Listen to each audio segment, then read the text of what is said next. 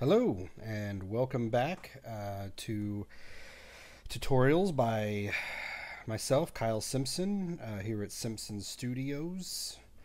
This next video, I'm going to be showing you a few more interface, just main parts. We got the two videos before this, opening Cubase for the first time, part 1 and 2. There's definitely there's just so much with Cubase. There's so much to learn, and just trying to pack it all into one video, it takes a while for sure to get everything down. But that's what these videos are for. You put them on repeat until you feel comfortable and confident with them, and keep the ball rolling. So what I wanted to show you is some of the other interface controls and tools that have not been seen yet.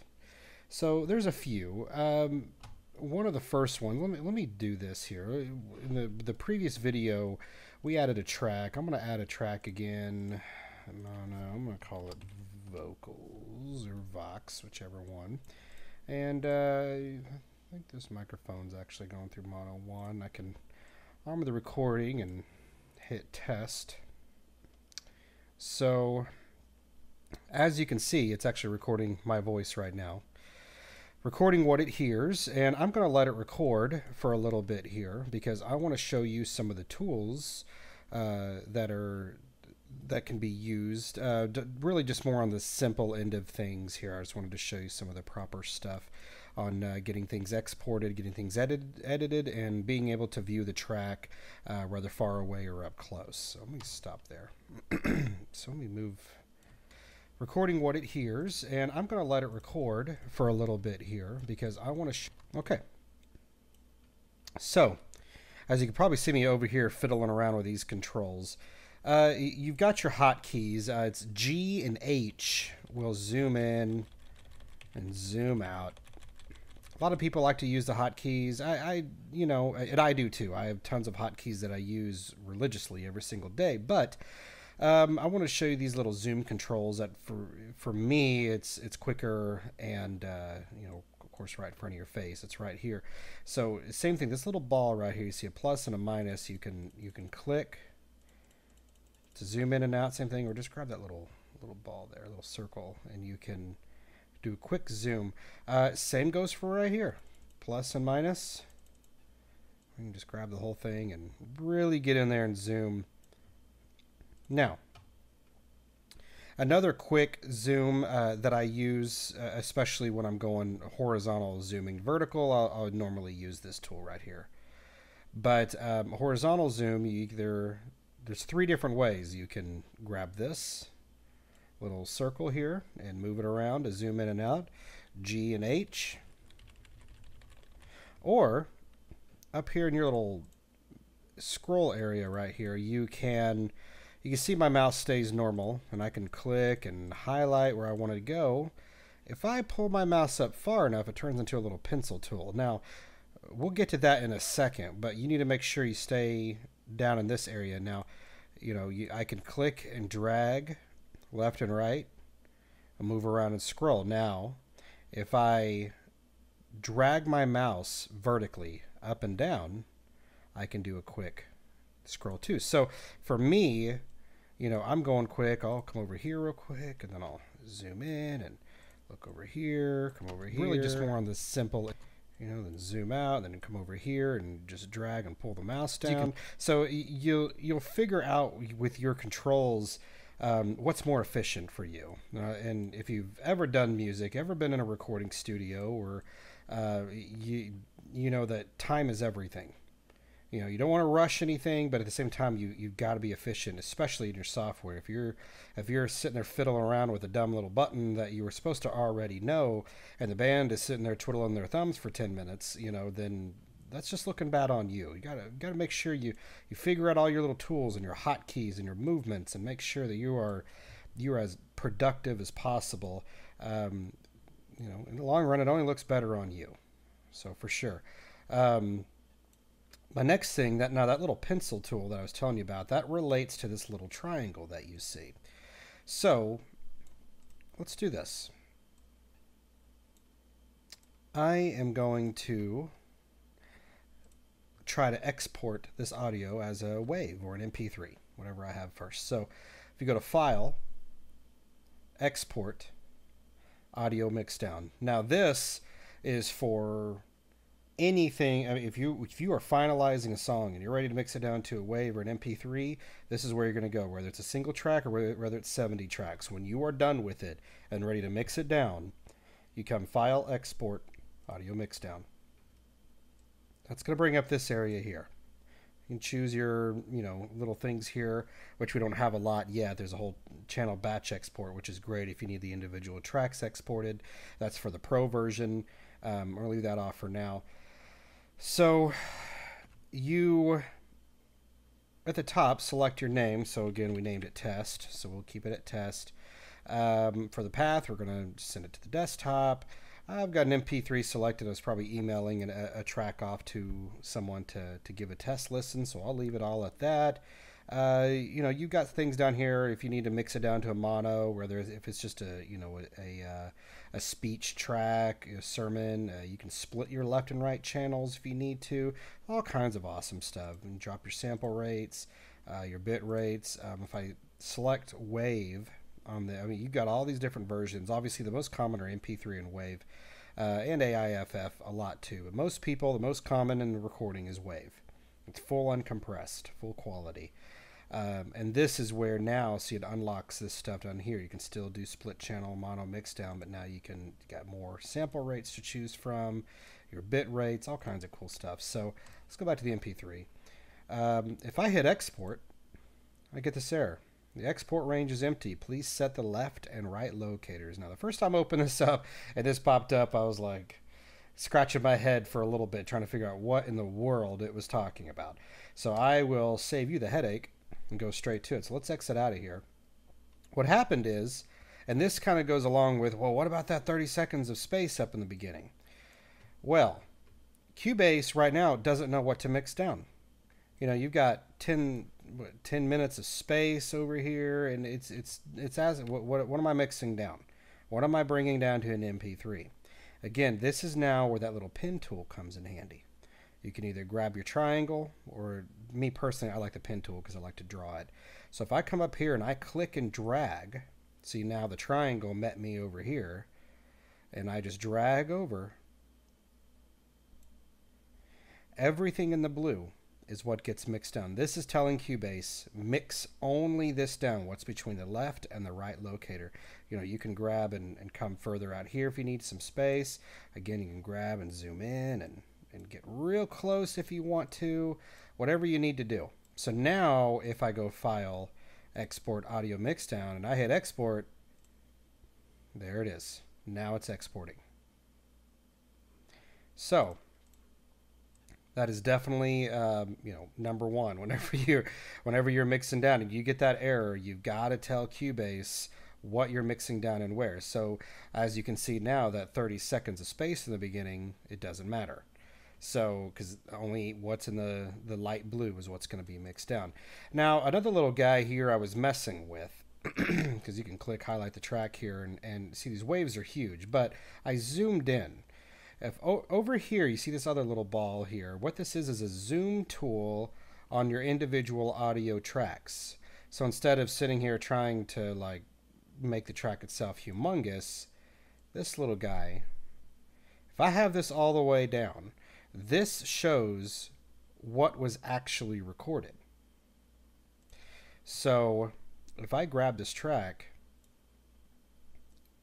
and I pull this guy up, it's basically just zooming in on the waves. This is not controlling your volume. It's not upping your gain, anything. All it is a visual zoomer of your wave. So if you actually happen to like your gain on where you are on the track and you're getting good volume and it's a little lower, sometimes it happens when you add a compressor or a limiter to it and you're like, well, if I make it too much hotter, then it sounds over compressed. Well, that's fine. But then it's like, well, I need to get in there and I need to edit and I can't see anything. That's where this little guy comes in handy. Blow it up and then you can really get in there and see what you're doing. It makes it really, really nice and easy. So that's a great tool that Cubase has. Another thing I do want to show you, this is another essential part of recording. Essential. your little snap tool right here, or J for snap. And what the snap tool does is you've set your metronome. Now let's say this is a guitar track, and you just play this guitar track right to the metronome all the way through. What happens now is this is where snap comes in handy, because you are snapped to these bars. Now, if you need this to say the time, you can right click anywhere on this black line here. You can right click and you say seconds. So now we're looking at the actual seconds of the track, which for me is, I mean, especially when you're jumping up, it doesn't matter. But I do like the bars and beats, because this helps make sure that we're snapping everything to the 4/4 timing or 3/4 timing, whichever one we're doing. Usually those are the only two. There's time code. This does some video editing, does everything. Normally bars and beats are the most common, because you have your time up here. So as you can see, my little scroll bar here is, it's snapping to the beats. That's what the snap tool does. If I uncheck this or hit J, now I'm free roam. I can go anywhere I want to go. Now, what are the benefits of this? Well, if you want to do a perfect loop on the guitar, then you can now come here, get your slice tool, your scissors, and you can cut between the beats.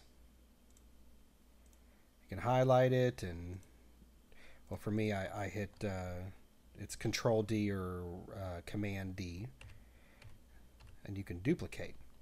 But see, now you've duplicated exactly to the T. So if it's a perfect guitar loop, you have now done a perfect duplicate. Perfect loop all the way through.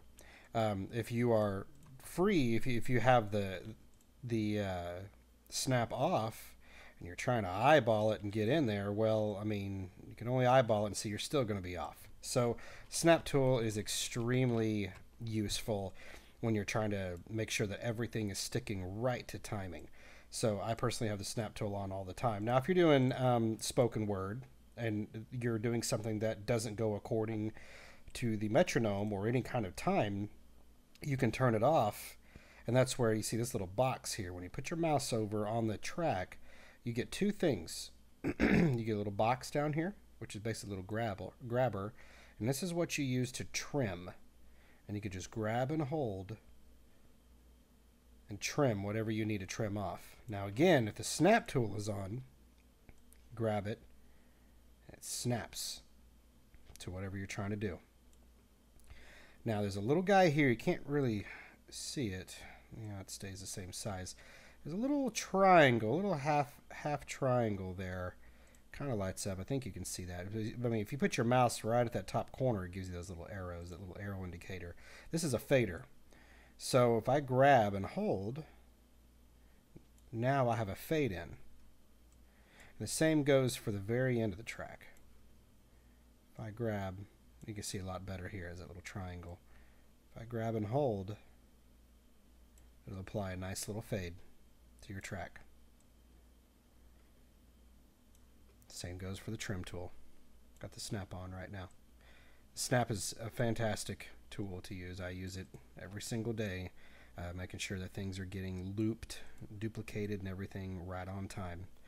So one thing I do want to show you, though, you've got all these guys, little gadgets right here. These are all useful tools that you're going to use. Not every single tool here is a day-to-day tool, but there are definitely a couple here that you, if you're recording every day, you're going to use them every day. One of them being your main pointer tool, which you can grab, move around, highlight, whatever it is. Scissors. Now, let me just show you this. On your keyboard, 1 through 0, so if I start at 1, there's the mouse. 2, 3, 4, 5, 6, 7, 8. Actually, it jumps, doesn't it? 8, 9. So but looks like it's from 7 to 1. They're all numbered through here, just consecutively back to back. So my two main that I go to is 1 and 3. Pointer, split tool. You got your drawing tool, which can be really helpful for a MIDI track if you need to draw. But as far as basic controls, pointer and split tool. Split, point. Split, split, split, point, point, point. And you can easily go through here, go to 3, again, split, go back to 1, and just go back and forth. You can also, these same tools, you can just right click on your mouse and you have the same tools right here if you want to grab. So a quick one, you can go to 1 on the tool, or if you just right click, your mouse is already selecting the object selection. So if I'm on the scissors, I can do a quick right click, boom, takes me back to my pointer. So again, efficiency. How fast are you getting things done? What are those little buttons and those little gadgets that you can turn to really fast to get what you need done? So we'll get into more things like quantizing and snapping, and you know, we're just barely scratching the surface, and I know there's probably some things I've said that's gone right over. It's just really hard to keep up with everything. But again, put this video on repeat, start getting some things down, and in the next video, I'm going to move over to the actual mixer. And because all you've been seeing right now is the recording area, but there's a whole nother window that we haven't even gotten to yet. So we will do that in the next video.